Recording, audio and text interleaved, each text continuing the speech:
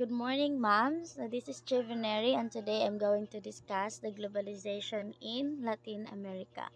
So the objectives of this discussion is to distinguish the different impacts of the globalization as well as its specific effects. So before we dig deeper with this discussion, let's have a definition first of what is globalization. So, globalization is the interconnectedness of economics, cultures, and societies on a global scale, reshaping traditional boundaries and fostering international integration. So, we already have the prior knowledge to what is globalization since we already had our discussion this before. Now, let's proceed to Latin America. So, Latin America is a part of the America continent south of the United States in which Spanish, Portuguese, or French is officially spoken. So, again, Latin America is just a part of the United States. To be exact, is the south niya. And its language na ginagamit nila diri kay Portuguese, Spanish, and French. It is also known for its culture that consists of food, dance, and literature. It also known for its vast natural resources. So I have here some samples of their cultures. So first we have the salsa. Second is their different literatures and the foods na sikat sa ilaha. Now, let's have the impact of globalization in Latin America. So first, it changes their way of living. Of course, when a specific place is being globalized, it really changed the way of living. Okay, influence naman sila. Next is the advancement of cars, supermarkets, mass media produced clothing, fashion. So, though naa sila na ani nga mga gamit, but when mag-globalize na sila, murag mo upgrade na bali. Upgrade na. Next, it introduced the television. So, siguro, ang Latin America before is wala or naaman gani pero of course the privileged people ra ang naa or mga kanang specific cities ang naa lang. So it also increased across social class, ethnic and national boundaries. Of course, tungod di globalization ma magkasanong na ang mga upper class part of the Latin Americas ug ngadto padung sa mga ubos lang. And of course, mutouch na pud sila sa mga national boundaries. Also, growing gaps between the haves and have-nots in both North and Latin America. So we already know that North America is one of the core countries. So ang Latin America is belong lang siya sa third world. So because of globalization, na fill in na ang gaps between these two countries. Two states. Now we have here the example of effect of introduction of television in Yucatec Maya. So Yucatec Maya is one of the part lang siya sa kanang Latin America. So first, it been to shift social activities from outside the home to inside the home. Of course, when example lang ato is sa kabalay og nanagani siya TV, so mausab jud ang mga kuan sa bata, ang ilahang mga pamatasan as well as ang ilaha bitang mga naanda na sa ilahang sulod sa panimalay. Next is no time for physical interactions with friends, family, and neighbors.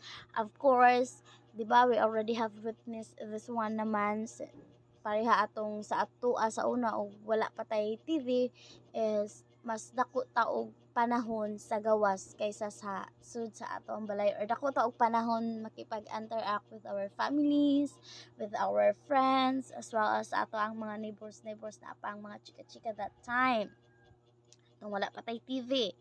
So mao pa na nahitabo dito sa yuka tikmaya.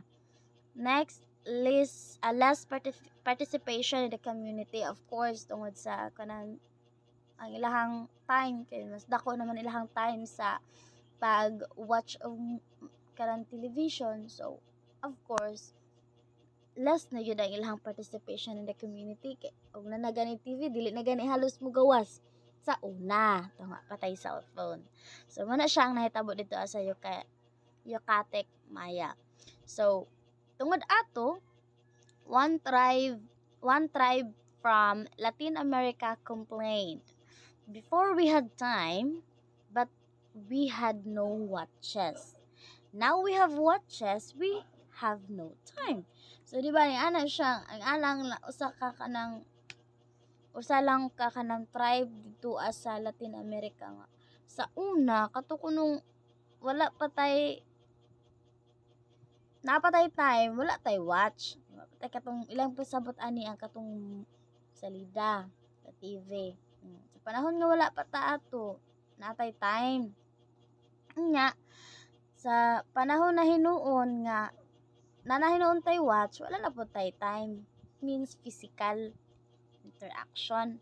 So, first, it creates definite boundaries. Of course, di ba once ma-focus na to sa ato ang gitan-aw, wala na, ma-blur na nga to ang palibot. Mabungol tagkalit, kay focus naman ta dito sa ato ang gitan-aw. Also, it provides alternative role models and social scripts.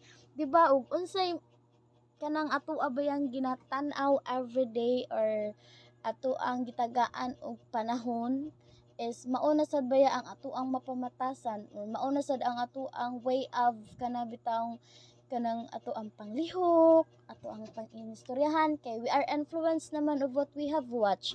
So dapat kita careful sad ta and mindful ta og unsay ato ang ginatan-aw or unsa ang ato ang gina-feed, kay example mo na siya sa ato ang gina-feed sa ato ang mind. So unsay ato ang gina-feed sa ato ang mind, unsay ato ang ginatan-aw, mao na sad ang ato ang malihok over time.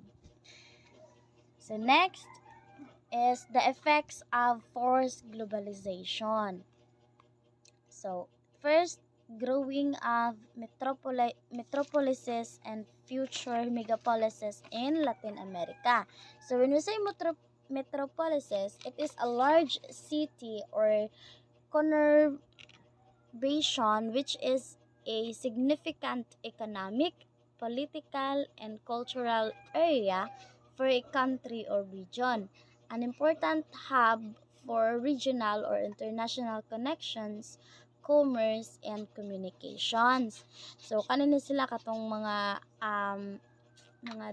kanang bitawng dako siya og kanang impact sa anang mga dagko nga city bitaw sa usa lang ka states, o nga which is ilado sila ang ilang usa ka lugar, ilado dito sa tungod sa ilang economic, sa ilang political, and also their kanang cultural areas. So we have here example sa kanang Latin America. In Argentina, the Buenos Aires is the principal metropolis with a population of around 15.5 million. The Greater Buenos Aires conurbation, which also includes several Buenos Aires province districts, constitutes the third largest conurbation in Latin America. The Buenos Aires is the main political, financial, industrial, commercial, and cultural hub of Argentina. So, mayroon po taog megapolises. It is also called a mega region or a super city. It is a group of metropolitan areas which are perceived as a continuous urban areas through common systems of transport, economy, resources, ecology, and so on. So kana bitang ug unsa na ang way of living ana nga kanang lugar ug mag-globalize na ta is maparihan na pud ang atoa ditoa, so naay mga wala pud sa atoa, and later we will discuss that.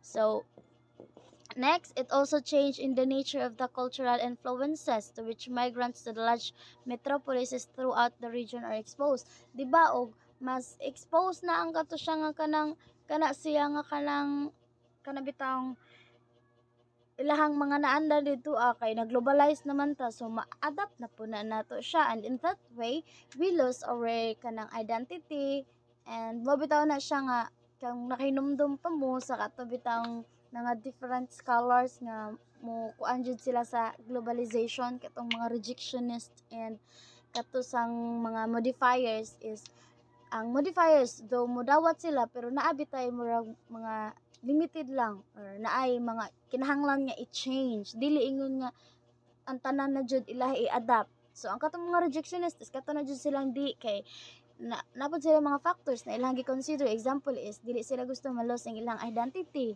dili sila ganahan na kanang ang ilang mga cultural ilang mga cultures and traditions kay mawala na kay mas madominant naman to ang katuang dala sa globalization. So maupod to siya nga dili gyud sila. So maupod ang mahitabo sa first globalization kay og kanabitang mapugusan ta sa globalization is kanang og unsay kanang dala sa globalization is mao na sad ang ato ang ma-adapt. So negative pud na siya. So next, the migrants acquires enhanced awareness of the outside world as a form of cultural literacy. So positive pud ni siya kay maka-learn man sad og kanang bitang mga another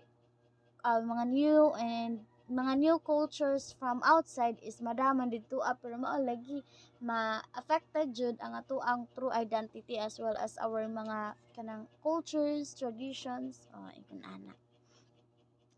Next is the upper levels of Latin American society are increasingly wired, which means so ingon ganita og wired na siya increasingly pa jud.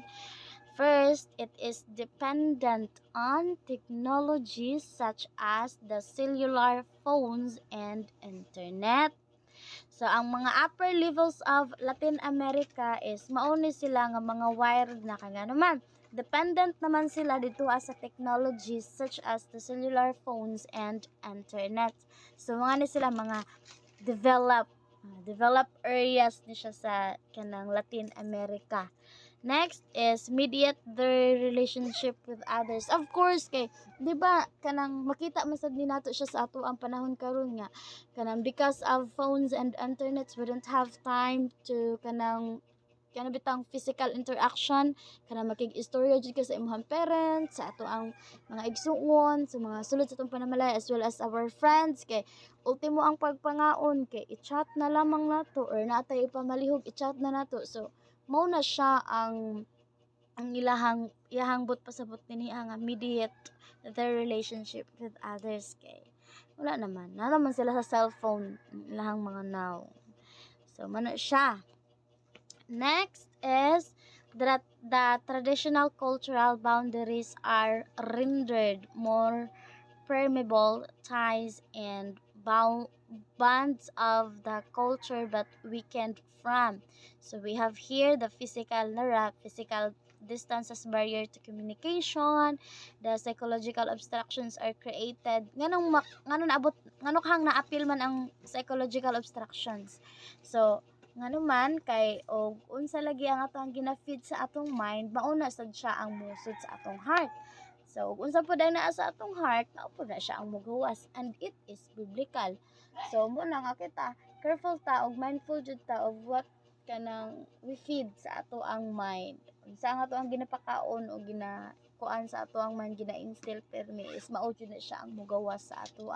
Di ba kay try to observe those people nga kanang mga addict sa Korean. Mga Korean dramas. Kana bitang expose sila sa kanang pag-watch og mga Korean movies.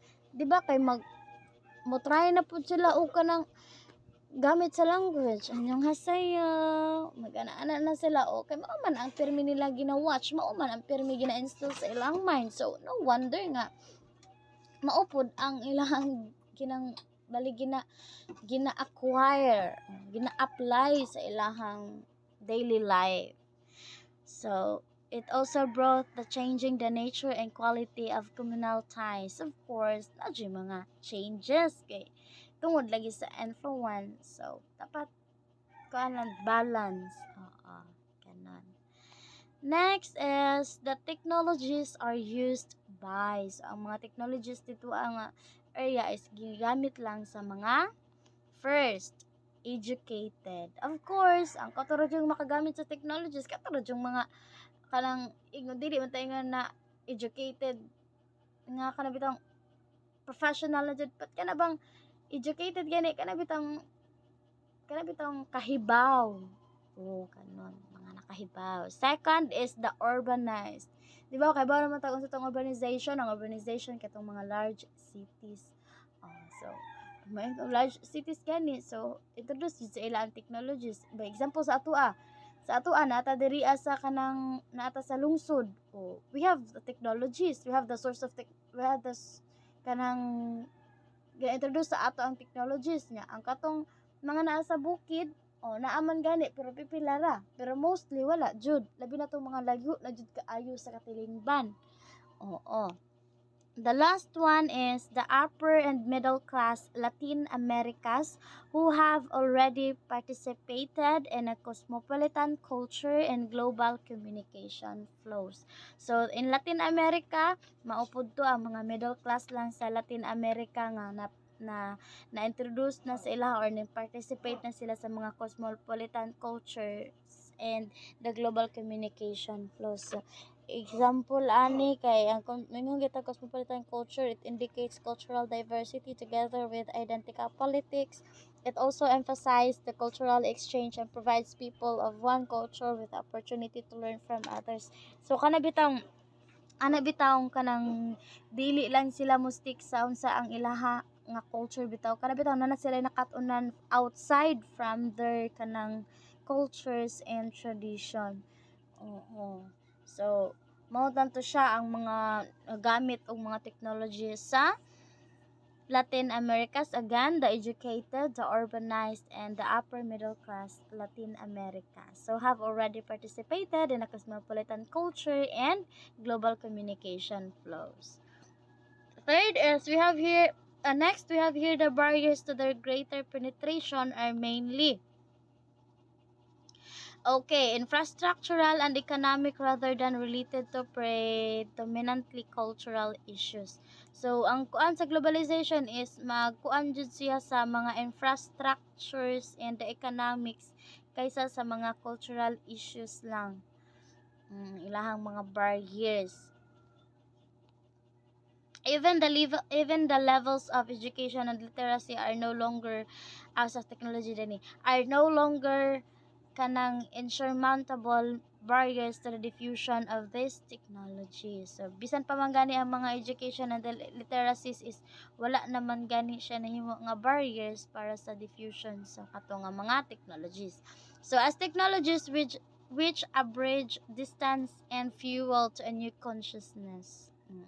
Latin America societies in the decades ahead, ties to traditional cultures and groupings will change and loosened individuals may be left with a more fragmentary grasp of cultural patterns of meaning. Of course, once a kanang place being introduced with these technologies, it really fuel the consciousness. Kaya naman, kaya lagi influence naman ta of what we have watched. Example, we will use different platforms by using technologies. So, muna to nga ma-influence na ta so as the Latin America. So, mao ni siya ang nahitabo sa ilaha. So, even ang ilang mga kanang traditional cultures and groupings will change and loosened and individuals may be left with a more fragmentary grasp or cultural patterns of meaning. Next is this will result in an increasing split between everyday life and large-scale systematic integration. but it is through identity formation process that populations are mobilized and integrated into cultural communities. So tungod ato is makuan jud kung baga na ay karabang pagkatunga sa ato ang everyday life and kaysa sa katong large scale systematic integration may ganitong systemic integration is katoto siyang mga international laws.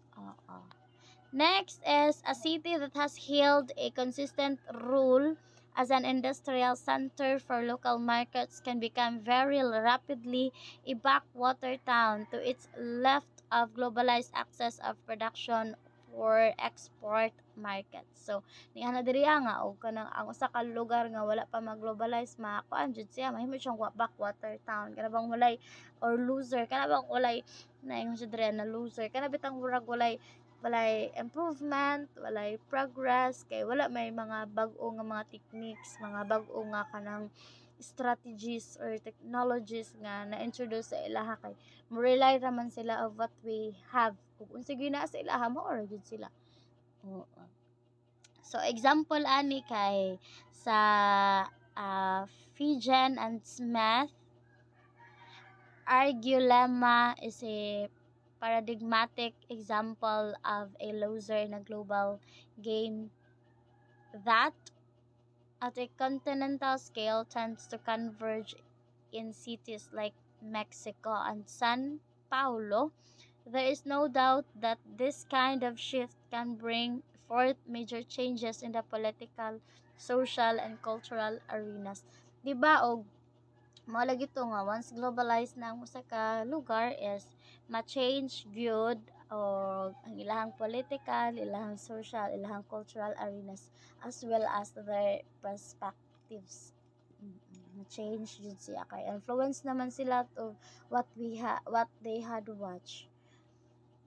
So a few large industrial, financial, commercial, and technological developed centers, usually the capital cities or main metropolis, along with their heartlands, will concentrate and benefit from the economic take-off. So we have to remember that despite the fact that these changes are brought about chiefly by economic factors, extremely strong political and cultural mechanisms are at work as well. So through globalization is about market, it is also about compression and expansion of space and time, about cultural awareness and self-awareness in an increasingly interconnected world. So may nga ganito ang globalization, it is not just talking about the economic, the politics, but also the kanang compression and expansion of space and time ngod sa katong mga effect niya. And of course, the cultural awareness and self-awareness, because of globalization, we are able to learn other kanang new cultures from others. We will learn kanang new techniques and strategies that others are using. We will be we are able to try their kanang foods, ilang mga kanang different kanang traditions nga ilang gina-practice sa ilahang lugar. Pero lagod nang sa ato na-globalize na ta. So we are able to kanang hear different musics from the Hollywood. We were able to kanang imitate their fashion, clothing, their language. We are trying to learn their language, di ba? Mo na siya ang impact sa globalization. Next is, this should not have led us to embrace the opposite view of exceptionalism.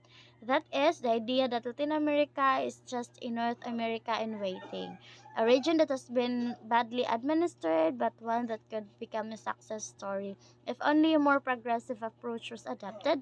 This perspective has been put forward by the modernization theory theorists in the 1950s and 1960s had has been strongly reactivated by the free marketers in the 1990s. Diba, may yung ganit tawag Amerika, ang atong nailhan ra kay ang North America. So, kanang mawa jud ang Latin America kay lagi ang Latin America is less developed and poorer kaysa sa North America. So, because of globalization, we are able to kanang know this kanang kuan things na Latin America also exists and they also have their kanang improvements na and progress because of globalization. So, the basic tenet is that if the creative forces, example is the private initiative, open competition, meritocracy, are unleashed or stripped of government regulations, traditional values, and corruption, Latin American countries will naturally and spontaneously develop or emerge following the more current terminologies. Such a view reduces Latin American cultural specificity to a superstructure that should not interfere with the economic rationality of globalization. So, mao na to siya na ang ilahang impact sa globalization, its effects, and as well as katong mga new perspective, the new strategies, and the effects of the kanang televisions that country is being kanang introduced na. So that's all. Thank you. I hope you've learned something today.